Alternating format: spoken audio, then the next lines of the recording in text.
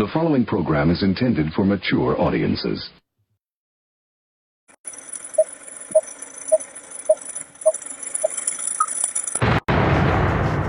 Booty's Revelation.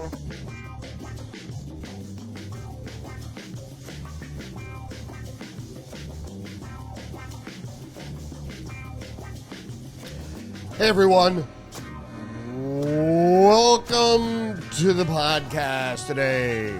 It is October 1st. We have a lot to get through today. The Democrats shut down the government, and Donald Trump cuts drug prices.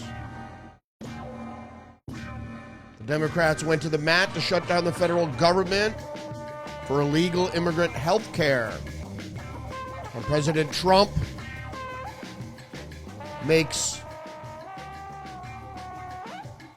a deal with Pfizer to cut drug prices for Medicare.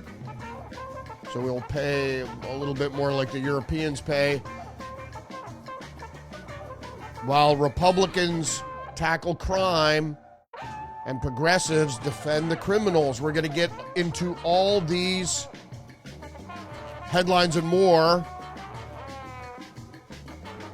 coming up right now. Tried a couple things today, a couple new things, but we're going to get to the headlines right now.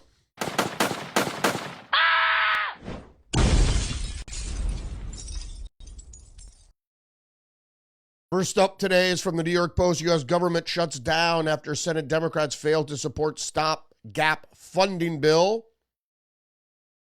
The federal government partially shut down at midnight Wednesday, hours after all but 3 Senate Democrats voted down a short-term funding bill. The measure fell 5 votes short of passing. So this was a continuing resolution, or a CR. It's a clean CR, so it just had the money to keep the government open. There was no extra pork in there. 2 Democrats, Senator John Fetterman of Pennsylvania and Catherine Cortez Masto of Nevada, voted for the measure. Senator Angus King, independent of Maine, who generally caucuses with the Democrats, also voted for it. The bill needed 5 more Democrats to support it in order to pass. We know this is coming. I mean, all the grandstanding that Schumer did over this bill. And then we had that meme come out with him and Hakeem Jeffries. It was hysterical. And then actually there was another AI fake video that came out at when Hakeem Jeffries, which I thought was even funnier than the original, with the Trump mariachi band behind him, when he was Hakeem Jeffries was being interviewed on CNN. So I'm trying a couple different things here today, so just bear with me a little bit. Let me see if I can figure out. Yeah, this stream is stuck too. I don't know what's going on with this. Got nada. So, things seemed the stream seemed to be much better yesterday, but I got a lot of things rolling today, and it doesn't look like. And I have an issue with Rumble too, not to get on an aside. But Rumble got rid of their live stream. They just got rid of their live stream tab, and now it's just in with all your other content, which is problematic, because if you want to just find your live stream, you could have just went right there. So now I'm just trying to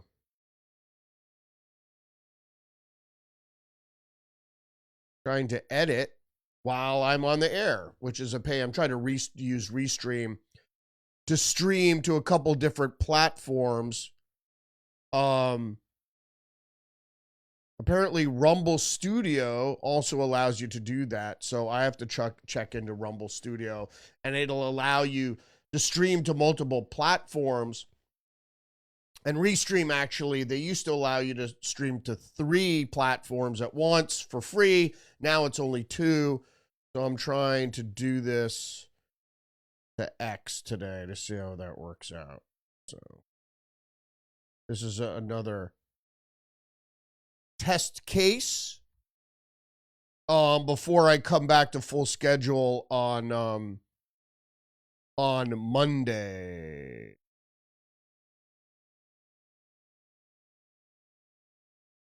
Yeah, and they don't. Rumble is still kind of clunky. I mean, they did a couple different things. So we're going to see how that how this transpires. What didn't take, so. All right, let's get back to the headlines, shall we?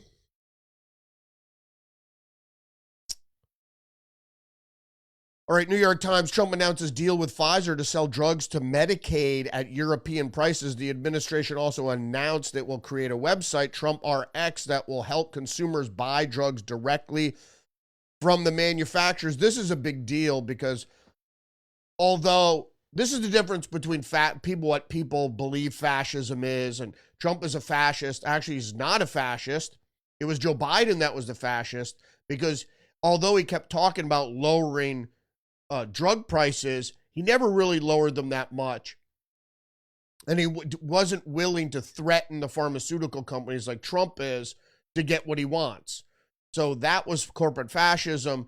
Trump isn't really a corporate fascist because he's going against corporations and limiting their power within the federal government, which is kind of a big deal. President Trump announced on Tuesday that his administration has taken a concrete step toward his long-held goal of equalizing prescription drug prices between the United States and other wealthy nations. The drug maker Pfizer agreed to lower prices it charges to state Medicaid programs for many of the drugs the company currently sells. Mr. Trump and Dr. Albert Bourla, Pfizer's chief executive, announced in an Oval Office news conference. Under the deal, the drug maker would also introduce new drugs in the United States at prices comparable to what it asked European countries to pay. All right, also from One American News, Trump's HHS, that's Health and Human Services, doubles funding for childhood cancer data initiative, accelerating research and treatment.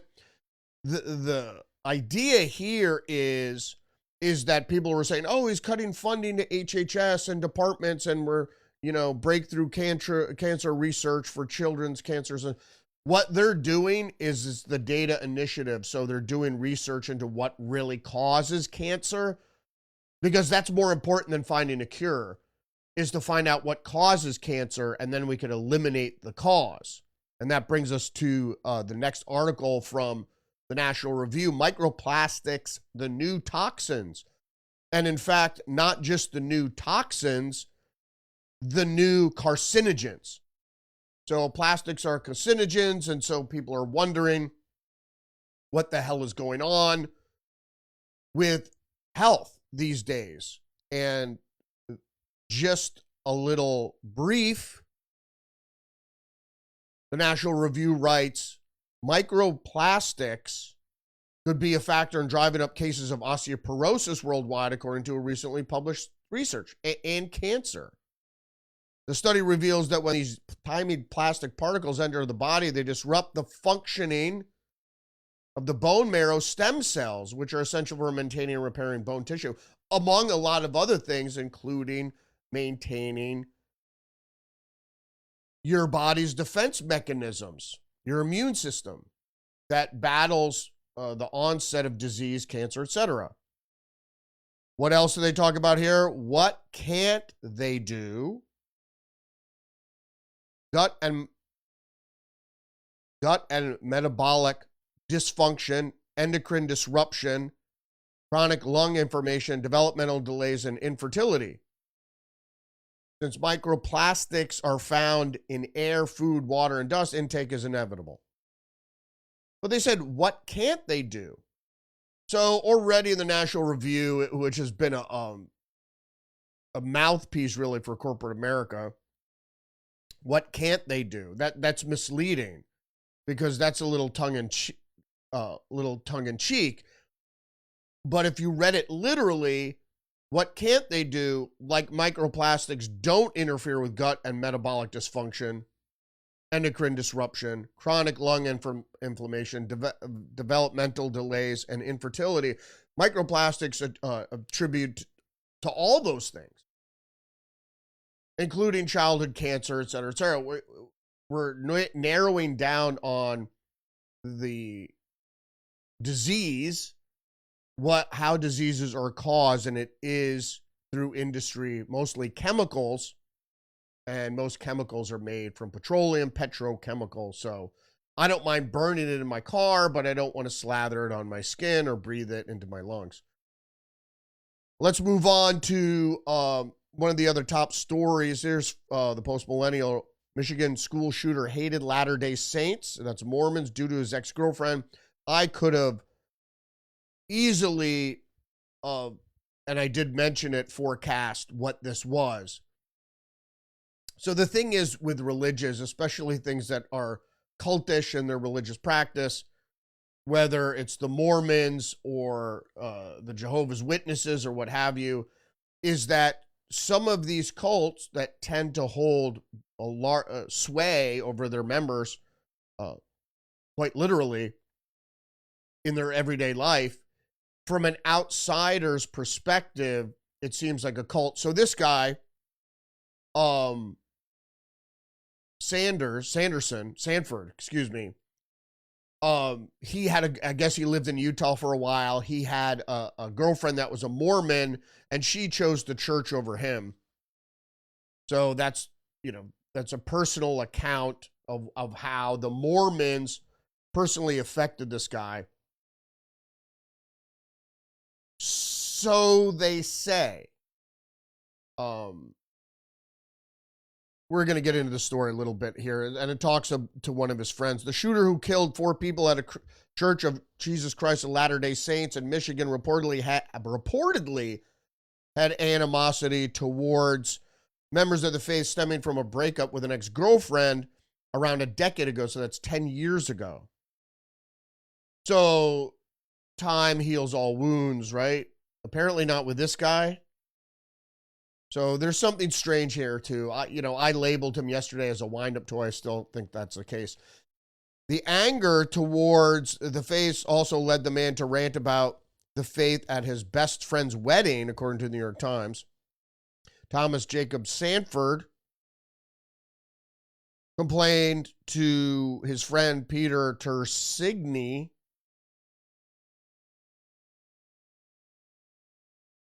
who they were best friends when they were young, and I guess he was at his wedding, that Sanford lived in Utah for a time and fell for a woman who's a member of the Church of Jesus Christ of Latter-day Saints. The relationship, however, ended painfully for him. His friend said he got this whole fascination with Mormons, and they are the Antichrist, and they are going to take over the world. His friend said, that's 2 people that said he had an issue with the Mormons. Like I said, all you have to do is tweak people into whatever. So this is, again, trauma-based mind control. So a decade ago, the guy was involved with a breakup with this Mormon woman. So for him, it was very traumatic. So anytime you go through something traumatic, it puts pressure on your psyche, and in some instances, cleaves out and compartmentalizes the psyche, and that's how they do trauma-based mind control. So it was painful for him, so that might have been sore spot for him. That's always a trigger. All you have to do, and this is why it was to manipulate the Islamic militants was so easy, because all you have to do is say, oh, those infidels over there, they're burning Qurans or whatever, and it'll get the people, these Islamic fanatics, so pissed off that they'll go attack. Not hard to do if you ingrain somebody into something and then you tell them related to that, whatever they're dedicated to do, to something traumatic. I mean, you could easily manipulate Catholics or other people in the same fashion. All right, moving on. Just the news. Make America safe again. Law and order begins to take center stage. Some lawmakers, like Congressman Harriet Hagman, a Republican of Wyoming, have called out Democrats, as we all should. Politicians are fueling rhetoric around immigration and customs enforcement agents, ICE, resulting in violence against ICE.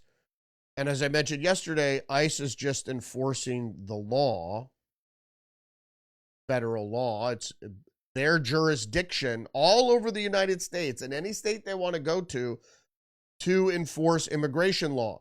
So states just can't say, well, we're not going to pay attention to immigration law because it's a federal responsibility.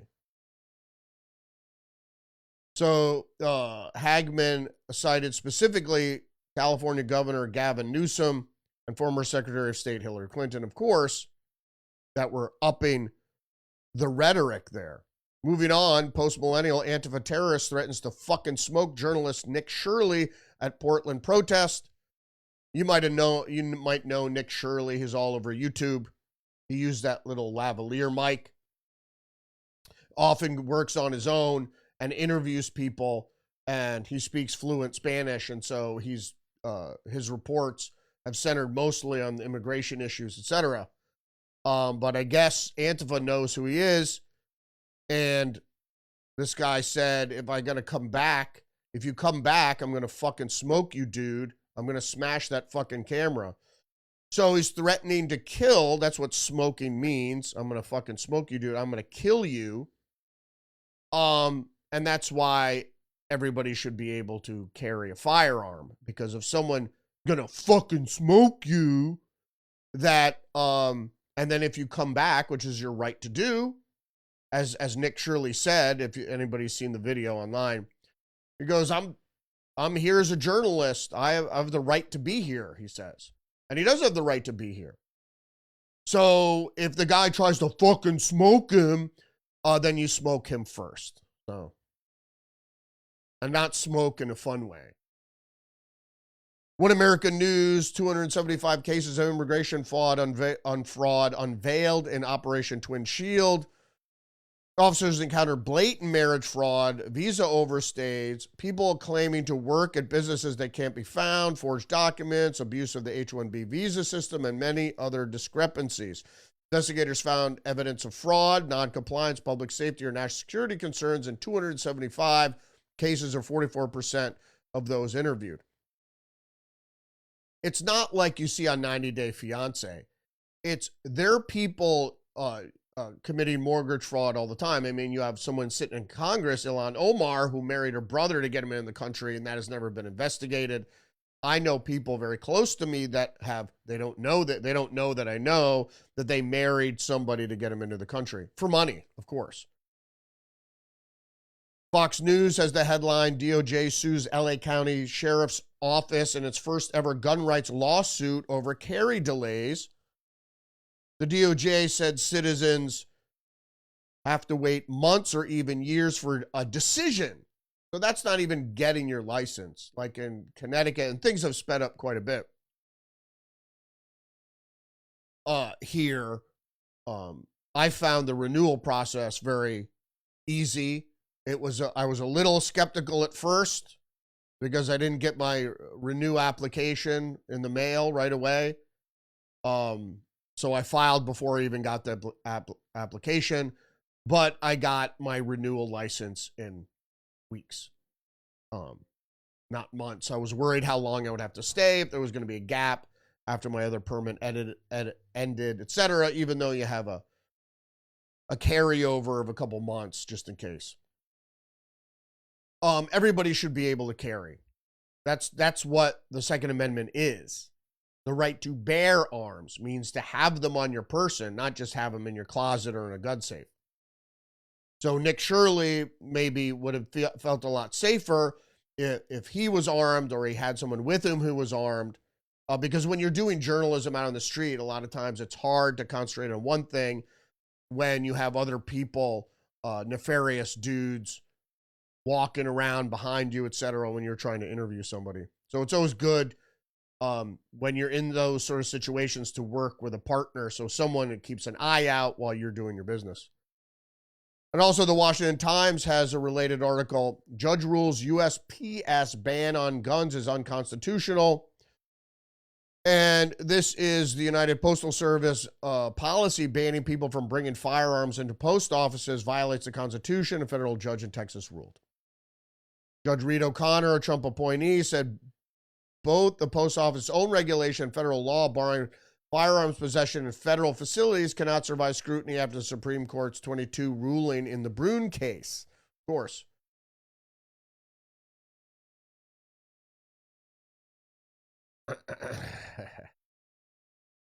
All right, we're going to have to move right along. Post-millennial, FBI raids Portland home of illegal immigrant suspected of aiming laser at Border Patrol helicopter. The federal government will not tolerate violence. Well, that's not really violence against federal officers, nor will tolerate assaults on personal, commercial, governmental aircraft. And it even shows where the guys were on a roof and where the lasers were coming from. And they just mapped it and then sent the FBI over there. Federalist. Iowa criminal illegal alien superintendent is on Maryland's active voter list. So this guy, who was the superintendent of schools at Des Moines, actually not only was registered to vote in Iowa, but also registered to vote in Maryland. And the Des Moines Public School Board accepts superintendent's resignation after ICE arrest. This is from Fox News. The board chair says district was misled about Robert's citizenship status as Republicans launch hiring probe. And the Federalist, again, DOJ opens probe into Des Moines schools as illegal alien superintendent resigns. So this guy from Guyana, who's been in the country since 1999, may be educated enough to be superintendent, but he's making six figures, almost $300,000 a year. That job belongs to a legal resident or a citizen, not an illegal immigrant. And that's the point. Not only that, but the guy twice was arrested, most recently, and then in 2020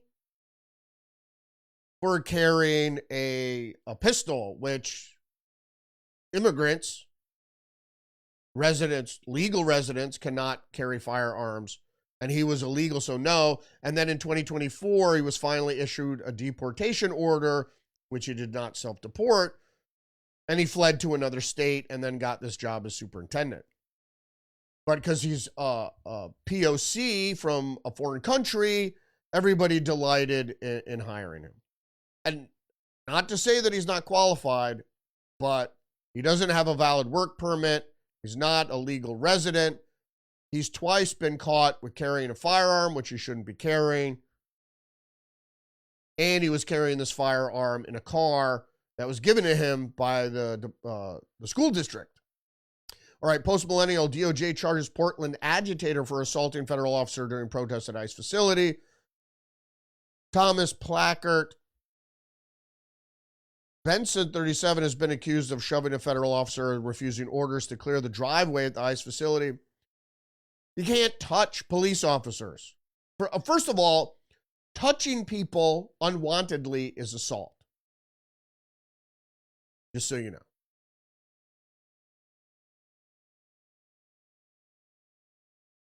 Spitting on people is assault. So an assault, there's different pretexts. So you can't touch police officers, period. You know? Yeah, the stream's hanging up. Yes. Yeah. So I'm using Restream to try to multi-stream to different locales. Here, trying to stream to X for the first time. I'm going to have to check out Rumble's streaming studio. That might be up my alley. I haven't had time to delve into this kind of technical stuff recently. I've been doing other crapola. It's been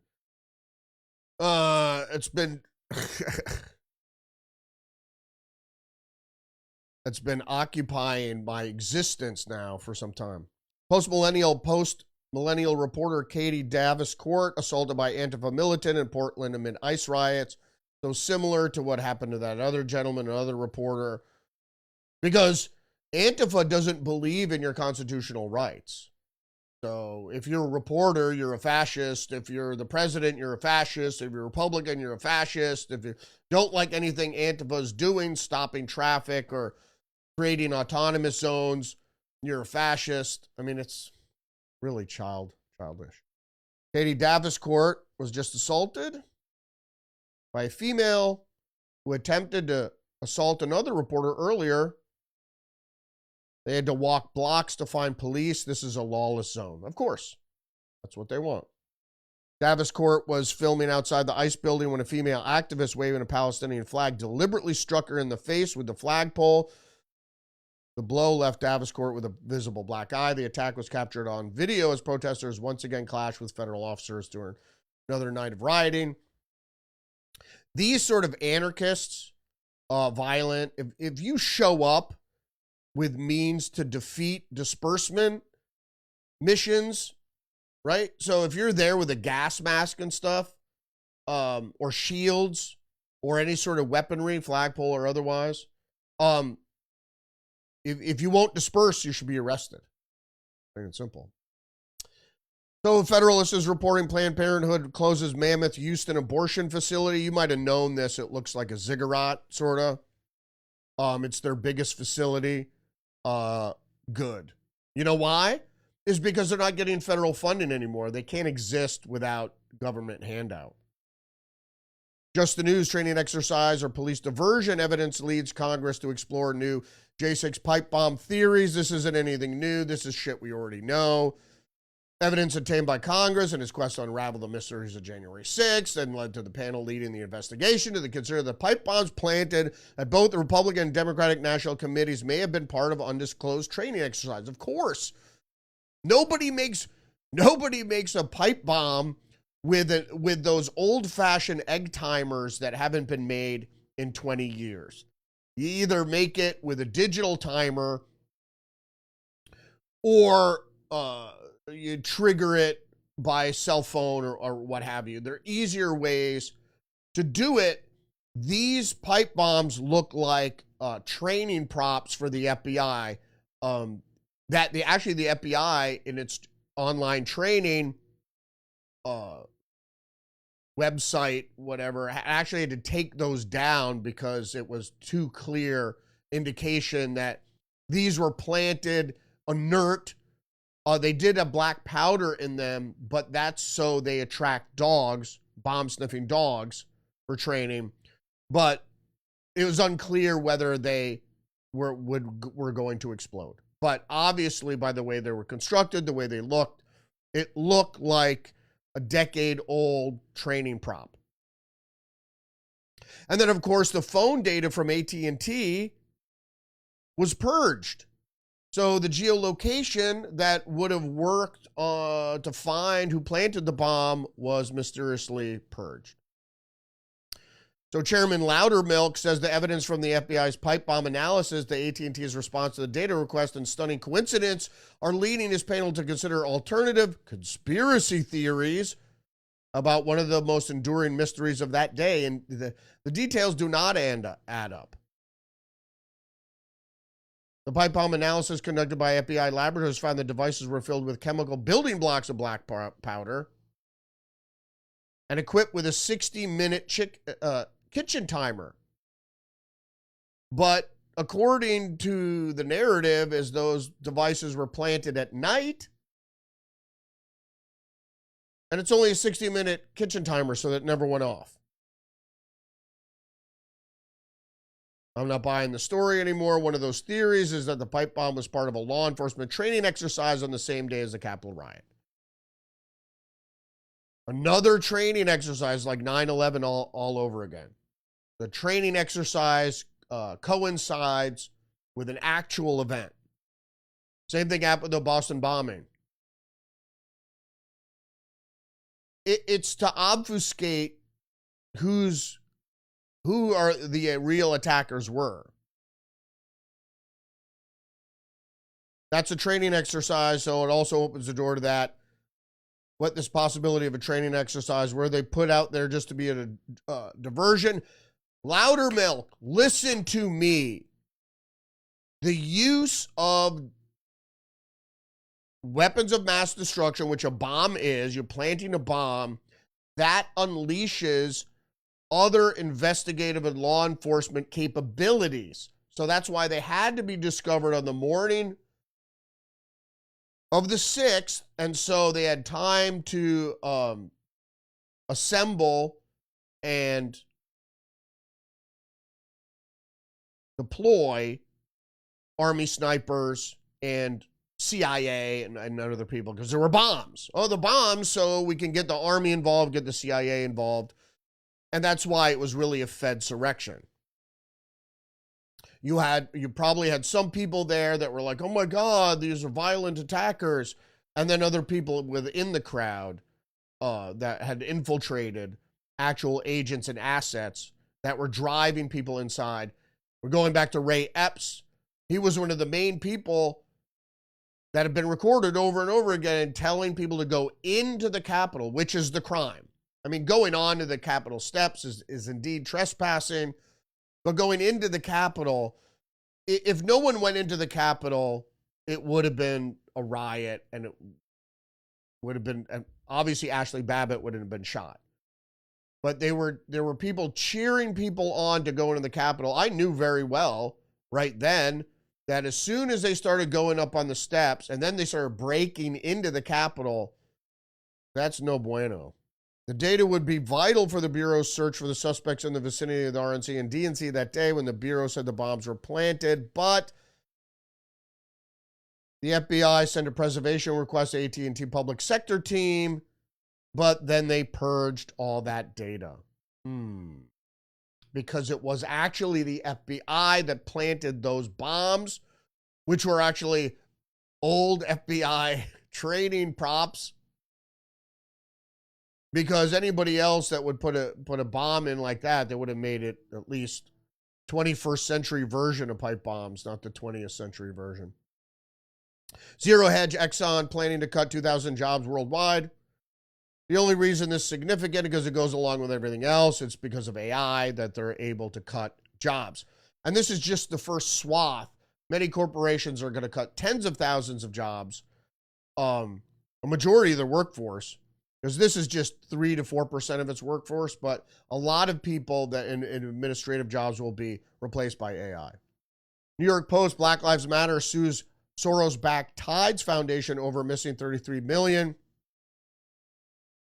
So the Black Lives Matter got all this money, so they went to invest it so they could just live high on the hog off the investment returns. Because as it says in the article that out of the 90 million windfall in donations following Floyd's death, it only gave out about 30 million for charitable purposes. I don't even believe that. Patrice Collier's co-founder of the group went on a real estate spending spree. He bought like 5 houses, $5 million houses. Not $5 million houses, but 5 $1 million houses. But apparently she said she didn't use Black Lives Matter funds for that. Okay. She apparently before she got in at Black Lives Matter, she was only making $60,000 a year. One of her brothers, Paul Colliers, is associated with Black Lives Matter, still taking in more than $200,000 a year as head of security. I love they just pay themselves. Not even what, $200,000. Sure, everybody makes hundreds of thousands of dollars. A superintendent of schools, which a superintendent of schools is usually the biggest or the largest municipal salary that is paid. All the cities I've ever worked in, the mayor is not the highest paid. It's usually a superintendent of schools. The Tides Foundation, in conjunction with Adala Justice and Arab Resource and Organizing Center, is engaged in conduct directly intended to incite riots, cause chaos, and disrupt college campuses. It's the Open Society Foundation. teaming up with other left-wing NGOs that fund militancy within the United States, or at least militant behavior.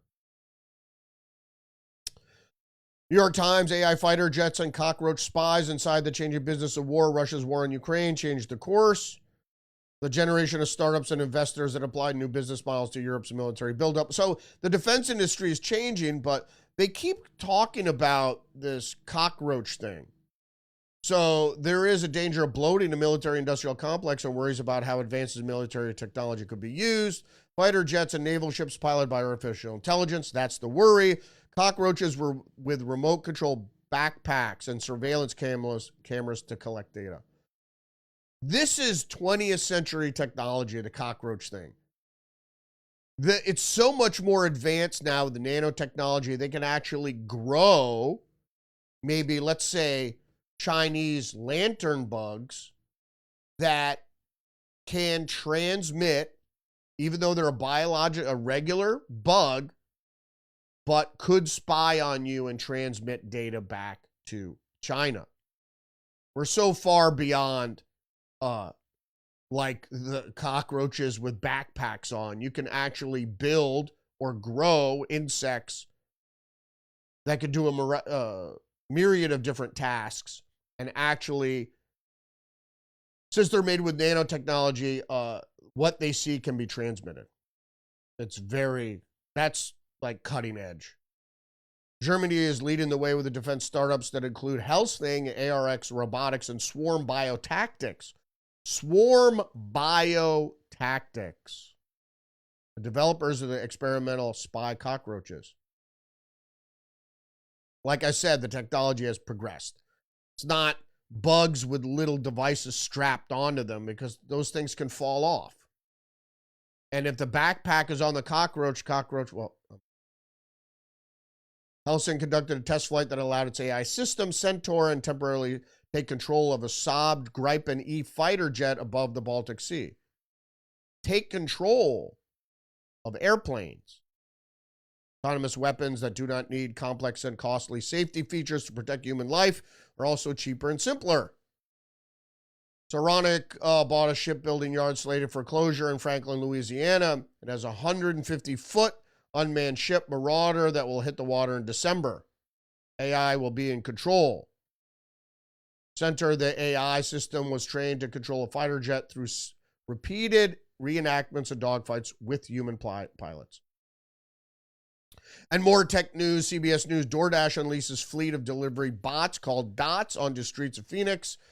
We knew this is coming. All human employment, whether it's taxis or, Lyft or whatever, Uber, everything is going to be done through robotics. The last vestiges are going to be humanoid robots taking over complicated human tasks like electrical wiring and plumbing and things like that, repair. Zero Hedge, Scottish police arrest serial speaker, elderly woman charged after holding a sign offering to discuss abortions. So say goodbye to liberty and freedoms in the UK, but Europe as a whole. Why is the National Health Service praising cousin marriage? Its guidance widely minimizes the risk of birth defects in order to pander to certain minority groups. What I'm saying, it's the West engineering its own collapse. That's what this is all about. And this is to make way for universal basic income, social credit score, Chinese-style communism. NHS England's little-known genomics education program published an article entitled, "Should the UK ban first cousin marriage?" And then they deleted the report after the backlash, of course. Zero Hedge again, leaked police call reveals migrant gangs have led to no-go zones for authorities in Catalonia. That's part of Spain, if you didn't know. But Catalonia is kind of a breakaway region where Barcelona is, one of my favorite cities. Love Catalonia.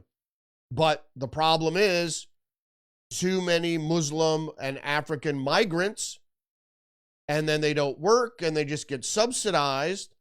They get on the dole and then they hang around in the streets and they don't allow police, ambulance, or white people to go in. We've seen this in Germany and England for some time, also in Sweden and other Northern European countries. Next-gen defense, Chinese scientists simulate first triple nuke strike in lab. Chinese scientists simulate triple nuke detonations in labs, finding multi-pulse strikes increase crater size, crater efficiency versus single blast. More deadly. So you want to get into a nuclear war with China?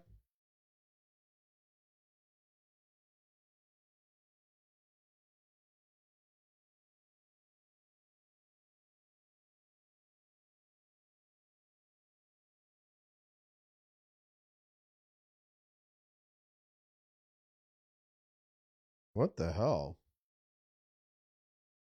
Yeah, that was my phone. Excuse me. That was an important call. We'll get to it. We'll get to it because we're done. Thanks for joining me today. Don't forget to engage the channel, like, subscribe, leave a comment down below. A little wonky today with the technology, trying to do something different here, seeing if it works.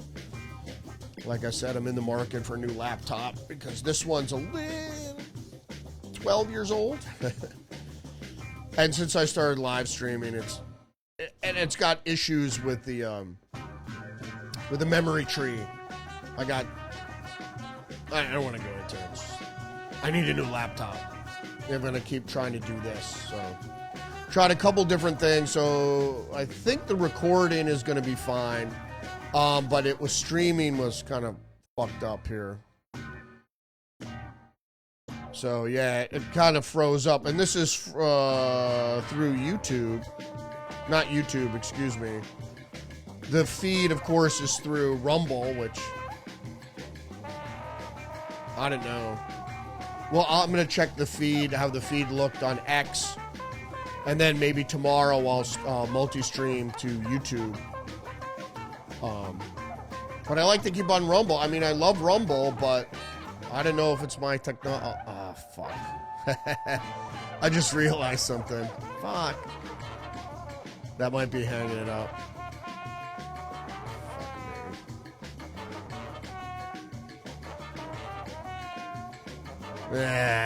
All right, thanks for joining me. No episode tomorrow, maybe Friday.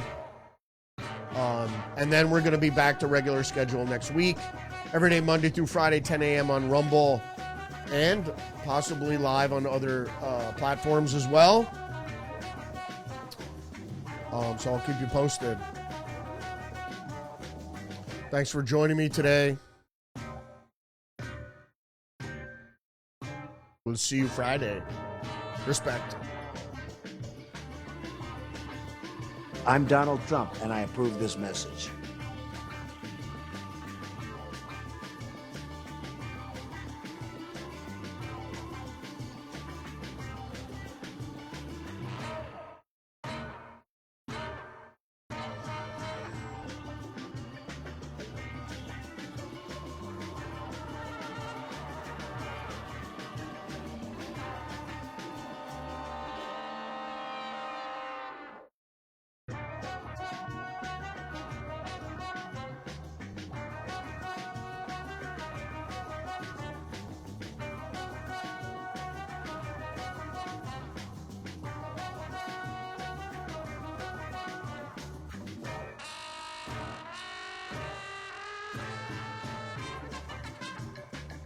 The new world order. The new world order.